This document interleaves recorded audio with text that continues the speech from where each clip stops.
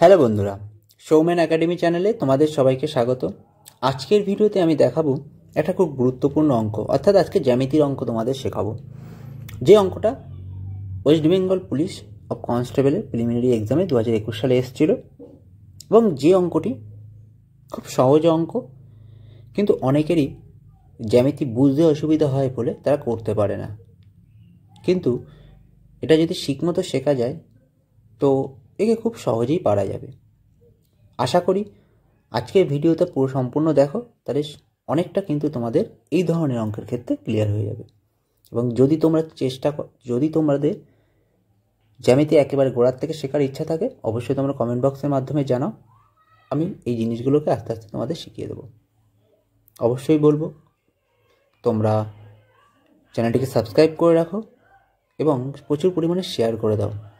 তোমাদের এইটুকুনি সাপোর্ট আমাকে এগিয়ে নিয়ে যেতে সাহায্য করবে। তো দেখে নাও এই অঙ্কটিকে আমরা কীভাবে করতে পারি। তো দেখো, এবিসি ত্রিভুজের ও পরিবৃত্তের কেন্দ্র এবং কোণ বিএসি সমান সমান 50 ডিগ্রি হলে ওবিসি কত হবে? তো তোমরা অবশ্যই জানো, যারা পড়ে এসছো, 9-10-এ পড়ে এসছো, তোমরা জ্যামিতি করতে গেলে ছবিটা কিন্তু খুব গুরুত্বপূর্ণ। সঠিকভাবে ছবি যদি আঁকতে পারি তাহলে কিন্তু জ্যামিতির যে কোনো উত্তর কিন্তু ছবির মধ্যেই আমাদের চলে আসে। তো প্রথমে আমরা এর জন্য ছবি আঁকব। দেখো, ছবিটা হবে একটা ত্রিভুজ। এখানে বলেছে পরিবৃত্ত। পরিবৃত্ত মানে আমরা কি বুঝি? ত্রিভুজের বাইরে বৃত্ত। আর অন্তবৃত্ত মানে বুঝি ত্রিভুজের ভেতরে বৃত্ত। তো পরিবৃত্তের যে ছবিটা হবে এভাবে, 0 ও হচ্ছে পরিবৃত্তের কেন্দ্র। দেখো, ও হচ্ছে পরিবৃত্তের কেন্দ্র, A B C, ABC. ABC ত্রিভুজের ও হচ্ছে পরিবৃত্তের কেন্দ্র। বিএসি 50 ডিগ্রি, অর্থাৎ বিএসি এটা হচ্ছে 50 ডিগ্রি অঙ্কে বলে দিয়েছে। আর কি বলেছে? তাহলে ওবিসি কত হবে? তাহলে ও বিসি মানে এইটা কত হবে আমাদের বের করতে বলেছে। তো এটা আমরা কিভাবে করব?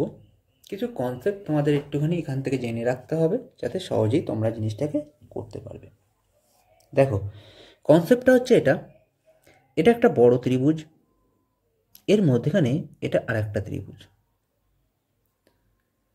আমরা ফার্স্ট কনসেপ্ট দেখব হচ্ছে, যদি কোনো ত্রিভুজের দুটি বাহু সমান থাকে তাহলে তার সংলগ্ন কোণ দুটিও সমান হয়ে যাবে।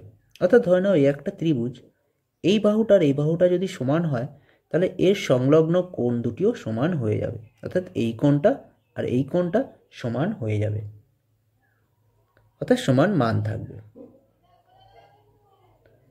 দ্বিতীয় কন্ডিশন এখানে থাকবে, দেখো, যদি পরিবৃত্ত হয়, এর বৃত্তস্থ কোণ, এই যে বৃত্তের পরিধিস্থ কোণ, এছাড়া পরিধির উপর কোণ রয়েছে বলে পরিধিস্থ কোণ, এই যে কোণটা যত হবে কেন্দ্রস্থ কোণ তার ডবল হয়ে যাবে যদি পরিবৃত্ত হয়।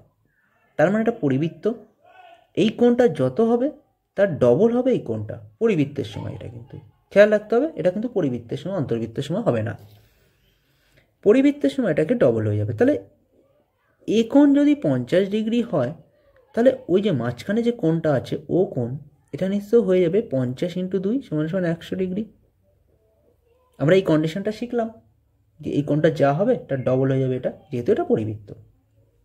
তাহলে আমরা বের করে ফেললাম এই কোণটা 100 ডিগ্রি। এবার কথা হচ্ছে, এটা তো বৃত্তের কেন্দ্র, কেন্দ্র থেকে পরিধির ওপর যে কোনো রেখাই কিন্তু বৃত্তের ব্যাসার্ধ। তো কেন্দ্র থেকে পরিধির ওপর যে কোনো রেখাই টানা হয় সেটা হচ্ছে বৃত্তের ব্যাসার্ধ।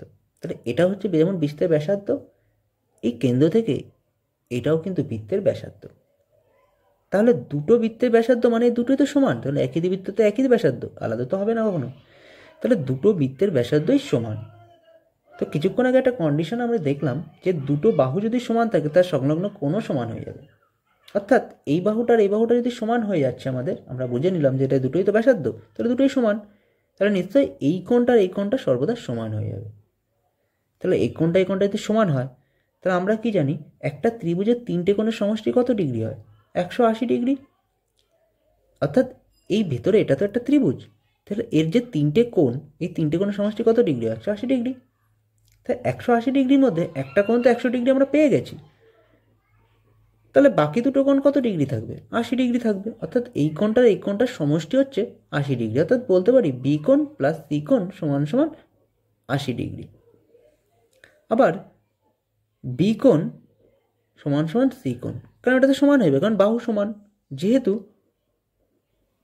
যেহেতু ও বি সমান সমান ও সি, বাহু যেহেতু সমান, কোণও সমান হয়ে গেছে।